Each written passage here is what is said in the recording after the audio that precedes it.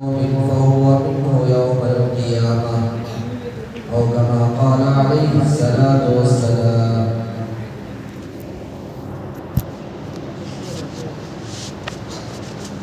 تمام تعریفیں اس رب ذوالجلال کے لیے ہیں جو بڑا ہی مہربان نہایت رحم والا مالک ہے۔ درود و سلام کا نذرانہ ہو سرکار دو عالم جناب محمد رسول اللہ صلی اللہ علیہ وسلم پر، جن کے صدقے سے اللہ نے ہم سب کو ایمان کی دولت سے سرفراز فرمایا ہے۔ میرے محترم عزیز دوستوں، بزرگوں اور عزیز طلباء، اللہ رب العزت نے ہم سب کو ایک زندگی عنایت فرمائی ہے۔ اللہ نے ہمیں ایک نعمت عطا فرمائی ہے۔ وہ نعمت یہ ہے کہ اللہ نے ہمیں زندگی عطا فرمائی ہے۔ اللہ رب العزت کی بہت ساری نعمتیں ہیں جس کا انسان اندازہ نہیں لگا سکتا۔ اللہ رب العزت کی بہت ساری نعمتوں کو انسان استعمال میں لا رہا ہے۔ اللہ رب العزت اپنے بندوں کی سہولیات کے لیے دنیا کی ہر چیز کو بندے کی ضرورت کے لیے پیدا فرمایا۔ جیسا کہ فرمایا الدنیا خلقت لکم، دنیا کی تمام چیزیں، جتنی بھی چیزیں دنیا میں اللہ نے پیدا فرمائی ہیں، زمین ہے، آسمان ہے، چاند ہے، سورج ہے، ستارے ہیں اور جانور ہیں اور نباتات ہیں، مختلف جتنے بھی چیزیں اللہ نے دنیا میں پیدا فرمائی ہیں، وہ تمام کی تمام چیزیں اللہ نے بندے کی ضرورت کے لیے بنائی، بندے کی استعمال کے لیے بنایا، تاکہ میرے بندے کو دنیا میں کوئی پریشانی نہ ہو، کوئی مسئلہ پیش نہ آئے، کوئی دقت نہ ہو۔ اسی لیے اللہ نے دن بھی بنایا، وَجَعَلْنَا اللَّيْلَ لِبَاسًا وَجَعَلْنَا النَّهَارَ مَعَاشًا، اللہ نے دن کو بنایا روزی کے لیے، اللہ نے رات کو بنایا آرام کرنے کے لیے، اللہ نے دن کو بنایا عبادت کرنے کے لیے، اللہ نے رات کو بنایا اللہ کے سامنے آوازاری کرنے کے لیے، گڑ گڑانے کے لیے، رونے کے لیے اور توبہ کرنے کے لیے، اور اللہ سے ہمارے مسئلوں کو حل کرنے کے لیے اور آرام کرنے کے لیے۔ اللہ نے آسمان کو بنایا، چھت بنا کر پیش کیا، اللہ نے بارش کو برسایا، اللہ نے چاند کو بنایا، اللہ نے سورج کو بنایا، اللہ نے ستاروں کو بنایا، اللہ نے زمین کے اندر سے، مٹی کے اندر سے بہت ساری مختلف چیزوں کو اللہ نے باہر نکالا، تاکہ میرا بندہ ان تمام چیزوں کو استعمال میں لائے اور ضرورتوں کو پورا کرتے ہوئے میرے بتائے ہوئے احکامات پر چلے، میرے حکم کے مطابق چلے، میرے بتائے ہوئے طریقے پر چلے، میری فرمانبرداری کے ساتھ چلے۔ اللہ نے تمام دنیا کی چیزیں انسان کی ضرورت کے لیے پیدا فرمایا۔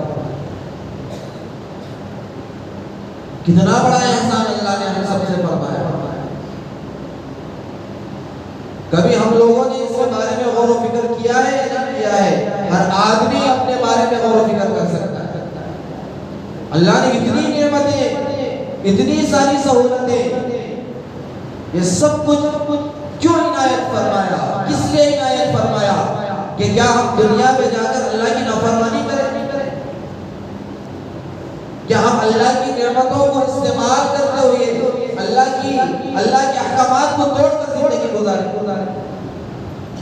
کہ اللہ نے ہمیں جو زندگی عنایت فرمائی ہے، اللہ نے جو ہمیں مال عطا فرمایا ہے، اللہ نے ہمیں جو صحت عطا فرمائی ہے، کیا وہ اللہ کی نافرمانی کے لیے پیدا فرمایا؟ نہیں، بلکہ اللہ نے خود قرآن مجید میں ارشاد فرمایا وَمَا خَلَقْتُ الْجِنَّ وَالْإِنسَ إِلَّا لِيَعْبُدُونَ، ہم نے انسان کو اور جنات کو محض اپنی عبادت کے لیے پیدا فرمایا۔ اپنے اللہ کی فرمانبرداری کے لیے پیدا فرمایا ہے، اللہ کے احکامات پر چلنے کے لیے پیدا فرمایا ہے، اللہ کی بتائے ہوئے طریقے پر چلنے کے لیے پیدا فرمایا ہے، اور جناب محمد رسول اللہ صلی اللہ علیہ وسلم کی شریعت مطہرہ کے مطابق چلنے کے لیے اللہ نے ہمیں دنیا میں بھیجا ہے۔ جیسا کہ میں نے آپ سے فرمایا کہ الدنیا خلقت لکم، جتنی بھی دنیا کی چیزیں، اشیاء جو میں آپ حضرات کے سامنے کنارہ چلا گیا، یہ تمام چیزیں اللہ نے انسان کو اپنی ضرورت کو پورا کرنے کے لیے پیدا فرمایا، اور آگے فرمایا الدنیا خلقت لکم وَإِنَّكُمْ خُلِقْتُمْ لِلْآخِرَةِ، اے انسان یہ پوری کی پوری دنیا تیری خدمت کے لیے پیدا فرمایا ہوں، اور مجھے جو دنیا میں بھیجا ہوں میری فرمانبرداری کے لیے بھیجا ہوں۔ وَإِنَّكُمْ خُلِقْتُمْ لِلْآخِرَةِ، تمہیں آخرت کے لیے بنایا ہو، تمہیں جنت کے لیے بنایا ہو، میری فرمانبرداری کے لیے بنایا ہو۔ جاؤ تم دنیا میں اپنے اہل و خانے کے ساتھ اور رشتہ داروں کے ساتھ دنیا کی ضرورتوں کو استعمال کرتے ہوئے حلال طریقے سے زندگی گزارو، اور اللہ کے بتائے ہوئے طریقے پر زندگی گزارو کہ تمہاری دنیا بھی کامیاب ہوگی اور آخرت بھی کامیاب ہوگی۔ جیسا کہ ہمارے سامنے محرم الحرام کا مہینہ چل رہا ہے، اسلامی مہینہ شروع ہو چکا ہے، محرم کا مہینہ شروع ہو چکا ہے۔ اللہ یہی فرماتے ہیں ان عدت الشہور عند اللہ اثنا عشر شہرا فی کتاب اللہ یوم خلق السماوات والارض منها اربعۃ حرم۔ اللہ نے یہ جو 12 مہینوں کا جو نظام بنایا ہے، چاہے انگریزی مہینے لے لو چاہے اسلامی مہینے لے لو، یہ سب اللہ کے بنائے ہوئے دن ہیں۔ کوئی دن انگریزوں کا نہیں ہے، کوئی دن مسلمانوں کا نہیں ہے، بلکہ ہر دن، ہر مہینہ، ہر سیکنڈ اللہ کا بنایا ہوا دن ہے۔ لیکن اسلامی اعتبار سے اگر دیکھا جائے گا تو ہمیں معلوم ہوتا ہے کہ محرم کا مہینہ اسلامی مہینہ سب سے پہلا مہینہ ہے۔ محرم ہے، صفر ہے، ربیع الاول ہے، ربیع الثانی ہے، اس طریقے سے 12 مہینے اسلامی مہینے کہلاتے ہیں، اور اس کے علاوہ انگریزوں نے ان مہینوں کو جنوری، فروری اس طریقے سے نام رکھ دیا ہے۔ صرف وہ نام رکھ لینے سے ان کے مہینے نہیں ہوتے، بلکہ وہ مہینے بھی اللہ کے مہینے ہیں، وہ دن بھی اللہ کے دن ہیں، وہ گھنٹے بھی اللہ کے گھنٹے ہیں، وہ سیکنڈ بھی اللہ کا سیکنڈ ہے۔ لیکن اللہ یہ بتانا چاہتے ہیں کہ تم جو مہینے میں بھی زندگی گزارو، شرط یہ ہے کہ اللہ کے بندے بن کر زندگی گزارو، تقوی کے ساتھ زندگی گزارو، اللہ کے احکامات پر زندگی گزارو، شریعت پر زندگی گزارو، نماز کے ساتھ زندگی گزارو، ذکر کے ساتھ زندگی گزارو، تلاوت کے ساتھ زندگی گزارو، تسبیح کے ساتھ زندگی گزارو، صدقہ خیرات کے ساتھ زندگی گزارو، تقوی کے ساتھ زندگی گزارو، اللہ کے خوف کے ساتھ زندگی گزارو، شریعت کے مطابق زندگی گزارو، چاہے تمہارے سامنے کوئی بھی مہینہ کیوں نہ۔ اللہ نے فرمایا ان عدت الشہور عند اللہ اثنا عشر شہرا، یہ 12 مہینے اللہ کے بنائے ہوئے مہینے ہیں جو اللہ نے زمین و آسمان کو پیدا فرمایا۔ فی کتاب اللہ یوم خلق السماوات والارض،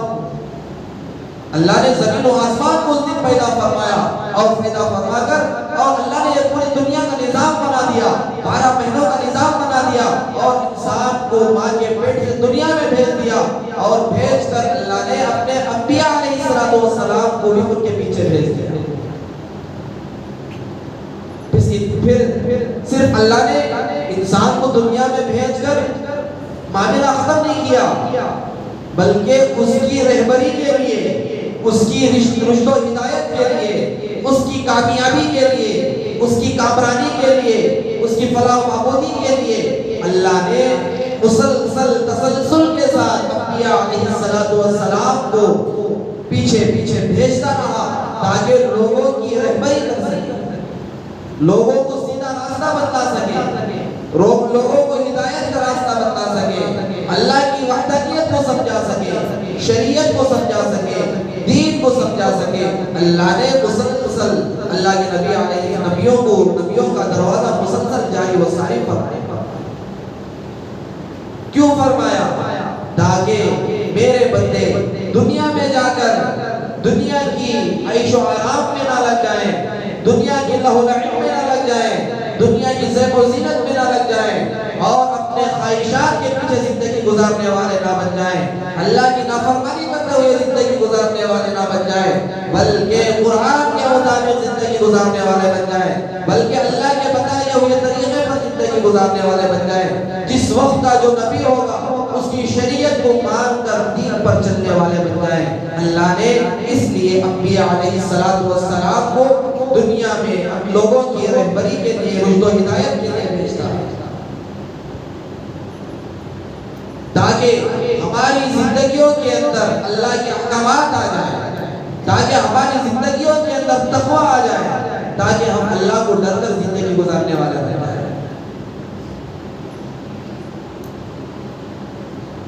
اور آگے فرمایا یوم خلق السماوات والارض منها اربعۃ حرم، اللہ نے 12 مہینوں کو اللہ ہی بنایا ہے، لیکن 12 مہینوں میں بھی کچھ ایسے مہینے ہوتے ہیں جو مقدس ہوتے ہیں، جو مکرم ہوتے ہیں، جن کی عزت دوسرے مہینوں کے سامنے بلند اور مرفوع ہو جاتی ہے۔ وہ 12 مہینوں میں 4 مہینوں میں سے ایک مہینہ یہ بھی ہوئے جو محرم الحرام کا مہینہ ہے،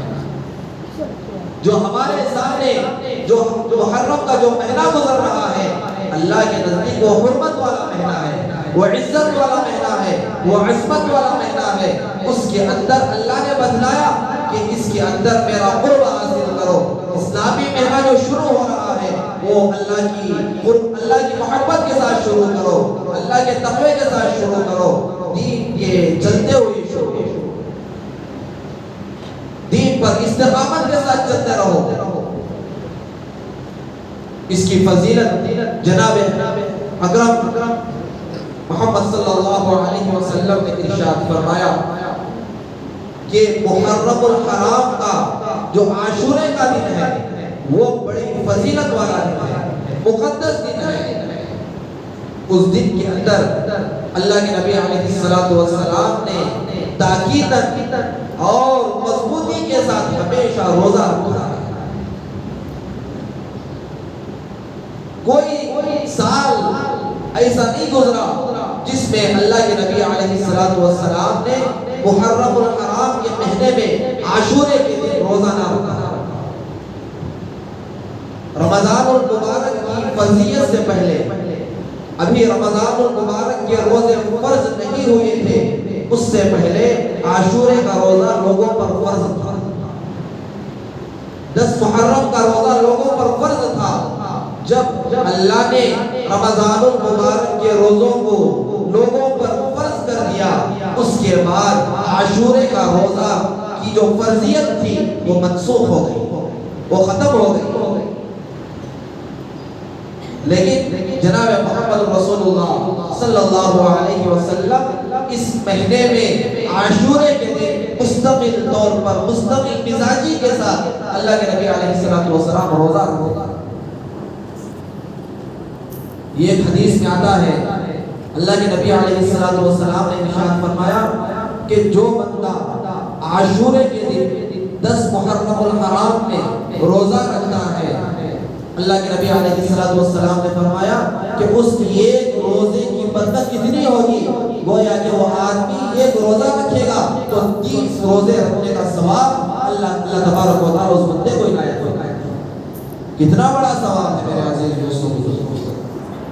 یہ مہینے اللہ کے قرب ہونے کے مہینے ہیں، اللہ کے قریب ہونے کے مہینے ہیں، اور ہمارے اندر تقوی کے پیدا کرنے کا ایک ذریعہ ہے کہ اللہ نے فرمایا کہ اگر تم روزہ رکھو گے تو تمہارے زندگیوں کے اندر تقوی آئے گا۔ بہت سارے لوگ روزہ رکھنے کے بعد جھوٹ بولنے میں بھی ڈرتے ہیں۔ ارے بھائی میں روزے سے ہوں، اگر جھوٹ بولوں گا تو میرا روزہ ختم ہو جائے گا، اگر میں جھوٹ بولوں گا تو اللہ کے پاس زیادہ گنہگار بن جاؤں گا۔ یہ یہ کون کہلاتا ہے؟ یہ روزہ کہلاتا ہے۔ انسان نہیں کہتا، بلکہ جو روزے سے رہتا ہے اس کے اندر جو کیفیت پیدا ہوتی ہے، اس کے اندر جو اللہ کا ڈر پیدا ہوتا ہے، اس کے اندر جو اللہ کا خوف پیدا ہوتا ہے۔ اللہ یہ چاہتے ہیں کہ جس طریقے سے میرا بندہ خوف کے ساتھ، تقوی کے ساتھ زندگی گزار رہا ہے، اسی طریقے سے اس کی پوری زندگی اللہ کی محبت میں گزر جائے، اللہ کے تقوی کے ساتھ زندگی گزر جائے۔ اللہ کے نبی علیہ السلام نے ارشاد فرمایا، اس روزے کی فضیلت کے بارے میں بتایا کہ جو بندہ عاشورے کا روزہ 10 محرم الحرام کا روزہ رکھتا ہے تو اللہ کے نبی صلی اللہ علیہ وسلم نے ارشاد فرمایا کہ اس کے 1 سال کے گناہ جو پچھلے سال کے گناہ کیا ہوا ہوتا ہے، 12 مہینے جو گناہ کیا ہوا ہوتا ہے، اس گناہوں کا کفارہ ہے۔ کتنی بڑی آفرین کی چیز ہے۔ اگر کوئی بندہ ایک روزہ رکھ لیتا ہے اور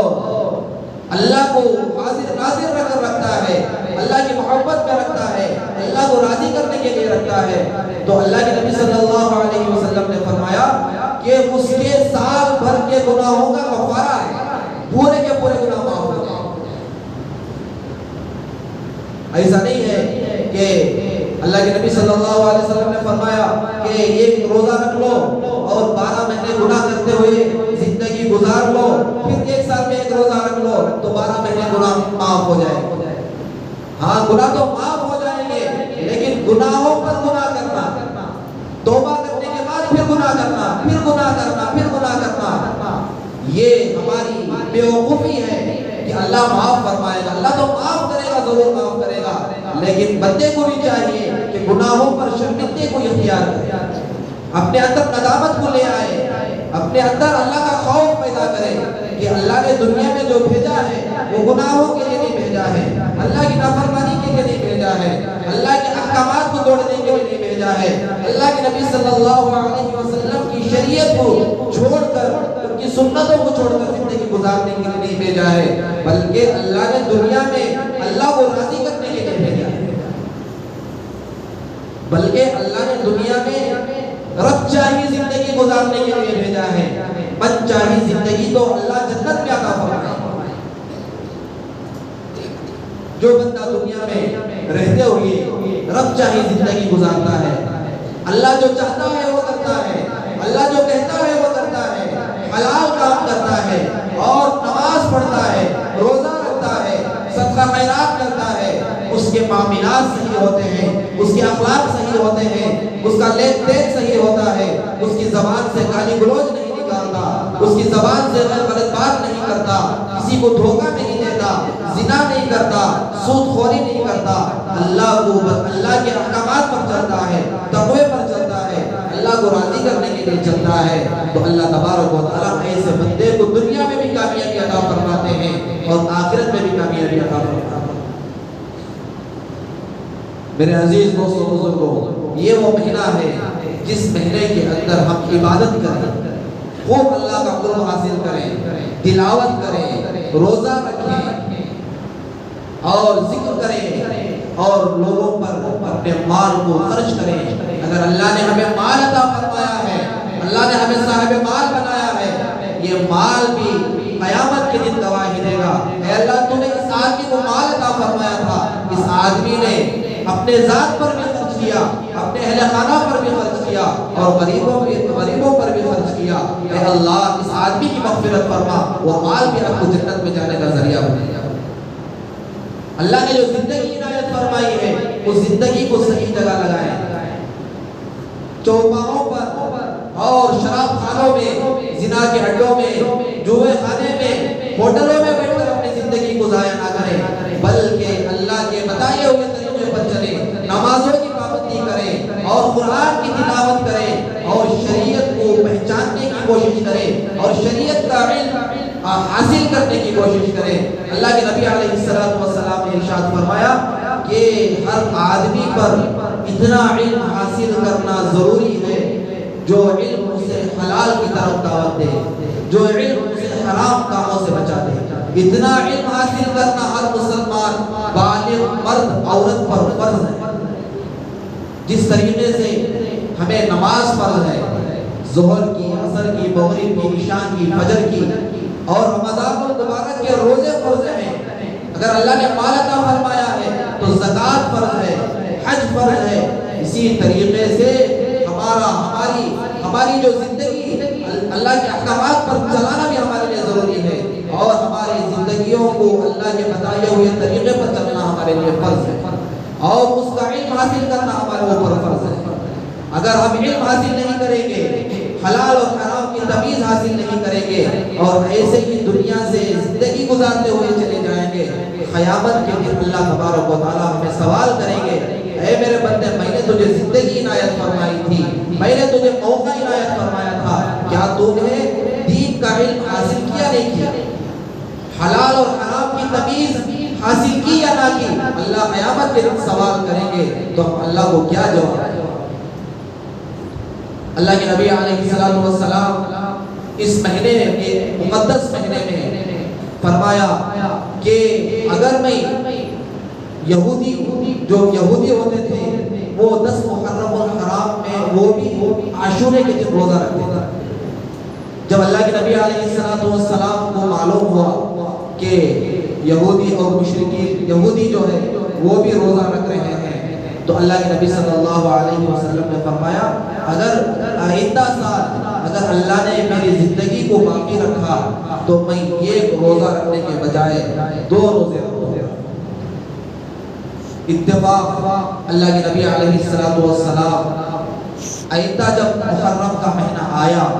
تو اللہ کے نبی علیہ السلام کا وصال ہو چکا تھا۔ اللہ کے نبی علیہ السلام اس دنیا سے رحلت ہو چکے تھے، رخصت ہو چکے تھے، لیکن اللہ کے نبی علیہ السلام نے بتلایا تھا کہ میں آئندہ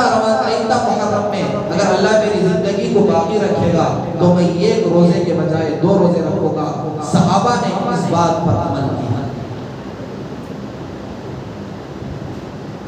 ان باتوں پر غور کرنے کی بات ہے کہ جب اللہ کے نبی علیہ السلام نے ہمیں ایک عمل جو روزہ ہے، اس روزے کی مشابہت بھی مشرکوں کے ساتھ اور یہودیوں کے ساتھ کرنے سے منع فرمایا ہے۔ اگر ہم اللہ کی نافرمانی ہماری زندگیوں میں آ جائے گی، یہود و نصارہ کی شکل و صورت ہمارے زندگی میں آ جائے گی، اور ان کے نقش قدم پر ہم چلنے لگیں گے،